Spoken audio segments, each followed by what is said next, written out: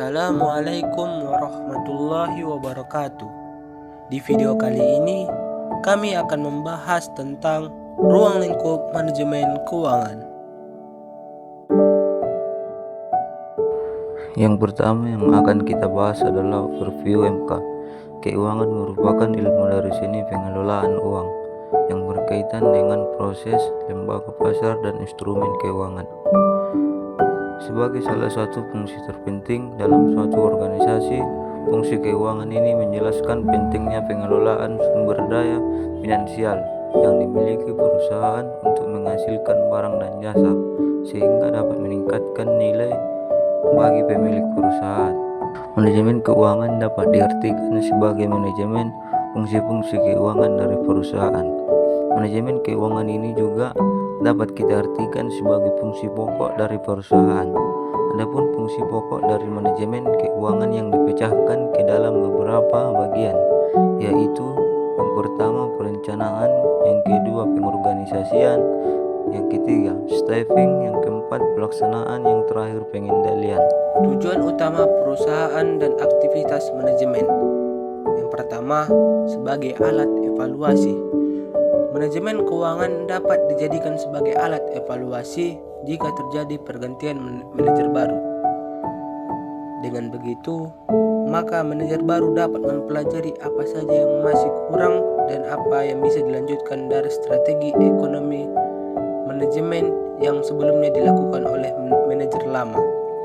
Tentu saja, era baru akan membawa market baru yang lebih kompetitif dalam dunia bisnis, sehingga perlu dilakukan evaluasi terhadap kebijakan lama. Yang kedua, membantu manajer menyelesaikan masalah. Manajemen keuangan sangat membantu sebagai alat untuk melakukan analisis dalam pengambilan keputusan yang dilakukan oleh manajer.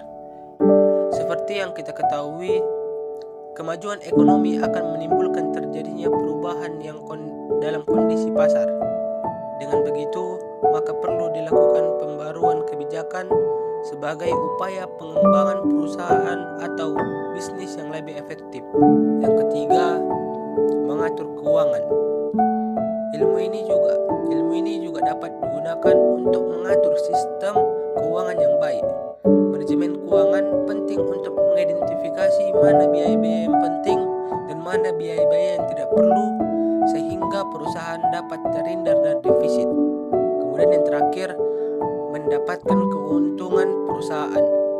Seperti yang telah disebutkan dalam teori perusahaan, bahwa tujuan utama perusahaan adalah untuk memaksimalkan kekayaan.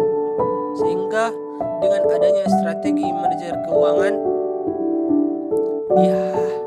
diharapkan dapat menganalisis hal-hal yang dapat memberikan keuntungan bagi perusahaan, bagi saat ini maupun di masa depan. Peluang karir di bidang keuangan. Berikut ilustrasi potensi pekerjaan yang bisa ditempuh dengan memahami ilmu manajemen keuangan. Yang pertama, budget officer. Yang kedua, finance manager. Yang ketiga, finance manager dan finance director, khususnya pada perusahaan multinasional. Dan yang terakhir, financial analyst dan financial officer pada lembaga keuangan, bank, leasing, asuransi, pegadaian, dan lain-lain. Baik, selanjutnya yaitu keuangan dalam struktur organisasi perusahaan. Di dalam perusahaan yang besar, bidang keuangan dipimpin oleh seorang manajer keuangan atau chief financial manager. Manajer keuangan atau sering disebut direksi keuangan yang melaporkan secara langsung kepada direktur keuangan atau presiden direktur. Sedangkan dalam departemen keuangan dalam suatu perusahaan dibagi lagi ke dalam beberapa bagian atau divisi yang dipunyai oleh seorang kepada divisi, yaitu yang pertama, divisi anggaran. Divisi anggaran ini bertanggung jawab untuk mempersiapkan dan memperbaiki budget operasi atau operating budget. Yang kedua, divisi anggaran modal, capital budgeting, yang bertanggung jawab untuk mempersiapkan analisis pengeluaran modal. Yang ketiga, divisi perencanaan keuangan yang bertanggung jawab untuk mengambil alternatif pemenuhan kebutuhan dalam jangka panjang. Yang keempat, divisi perencanaan keuangan dalam jangka waktu pendek. Ini bertanggung jawab terhadap pemenuhan kebutuhan dana dalam jangka waktu pendek, serta investasi jangka pendek pada surat berharga atau marketable securities. Yang kelima, divisi kredit. Ini bertanggung jawab untuk menentukan kredit yang akan diberikan kepada langganan. Di samping itu, divisi ini juga bertanggung jawab dalam negosiasi dengan kreditor atau lembaga keuangan bank dan bukan bank. Tanggung jawab staf keuangan. Staf keuangan memegang peranan krusial dalam melancarkan operasional dan kesehatan finansial sebuah perusahaan. Tanggung jawab mereka mencakup pengelolaan berbagai aspek keuangan, mulai dari pencatatan transaksi harian hingga menyusun laporan keuangan yang komprehensif. Mereka memastikan bahwa setiap transaksi tercatat dengan akurat dan sesuai dengan standar akuntansi yang berlaku. Selain itu, staf keuangan juga bertanggung jawab untuk mengelola arus kas perusahaan, memastikan ketersediaan dana untuk memenuhi kewajiban operasional dan investasi. Selanjutnya, hubungan keagenan dan kontrol perusahaan.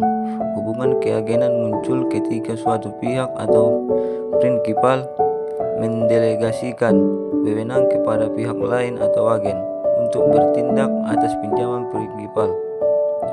Dalam konteks perusahaan, prinsipal adalah pemegang saham dan agen adalah manajemen perusahaan.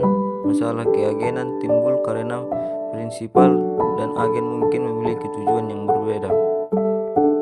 Kontrol perusahaan adalah mekanisme yang digunakan untuk memastikan bahwa agen bertindak sesuai dengan kepentingan prinsipal. Mekanisme kontrol ini dapat berupa internal seperti dewan direksi yang independen atau eksternal seperti pasar modal dan regulasi pemerintah. Dewan direksi bertanggung jawab untuk mengawasi manajemen dan memastikan bahwa mereka membuat keputusan yang tepat untuk kepentingan pemegang saham. Kesimpulan yang dapat kami sampaikan adalah manajemen keuangan adalah proses perencanaan, pengorganisasian, pengarahan, dan pengendalian aktivitas keuangan suatu organisasi atau individu. Tujuannya adalah untuk memastikan bahwa sumber daya keuangan digunakan secara efisien dan efektif untuk mencapai tujuan yang telah ditetapkan.